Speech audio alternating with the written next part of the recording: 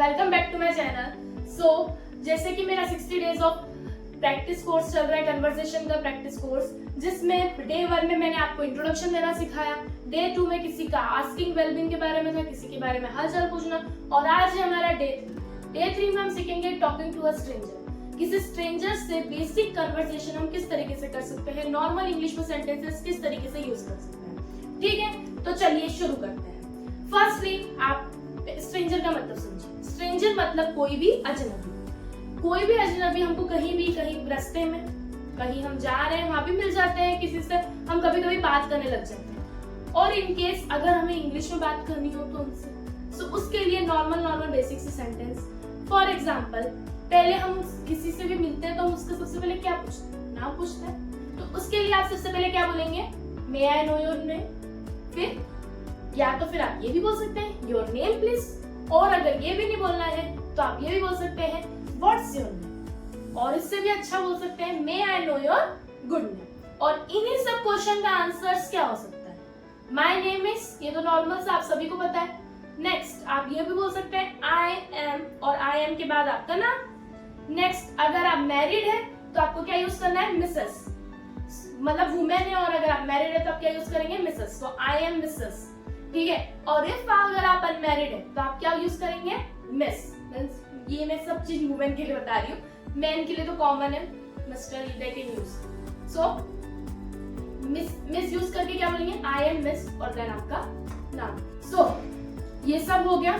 Next अब उसके काम के बारे में पूछ सकते हैं, तो हम उसके काम के लिए क्या क्या सेंटेंसेस यूज करेंगे, what do you do, where do you work. ठीक है, और इसी का आंसर में हम क्या बोलेंगे, आई एम वर्किंग इन, अपनी कंपनी का नाम, या कहीं भी आप जब काम करते हो वहां का आपका नाम लेना। सिमिलरली और हमारे कन्वर्सेशन को आगे बढ़ाने के लिए हम उससे ये पूछ सकते हैं, उसके पापा क्या करते हैं, उसकी मम्मी क्या करती है। सो आप क्या पूछ सकते हैं कि what does your father do, where does he work, वो कहाँ काम करते हैं, आपके पापा क्या करते हैं, ये पूछ सकते हैं।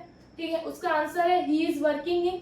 ठीक है, और सिमिलरली चलिए आज हमने क्या क्या सीखा कि स्ट्रेंजर के सामने हम उसका नाम कैसे पूछ सकते हैं, अपना नाम उसे कैसे बता सकते हैं, और हमारे पापा मम्मी या भाई किसी के बारे में पूछे तो उसमें आंसर कैसे दे सकते हैं, या उसके बारे में उसको कैसे पूछ सकते हैं। तो फर्स्ट मैंने आपको क्या बताया, क्वेश्चनिंग पूछना हो, उसका नाम पूछना हो तब किस तरीके से पूछ सकते हैं, may I know your name. Next आप पूछ सकते हैं व्हाट्स योर नेम प्लीज। फिर ये पूछ सकते हैं may I know your good name, और देन आंसर वही देना है, my name is, I am miss, और मिसेस जो भी हैं आप। ठीक है, सिमिलरली आप क्या काम करते पूछ सकते हैं, what do you do, where do you work, what do you do for working, ये भी पूछ सकते हैं।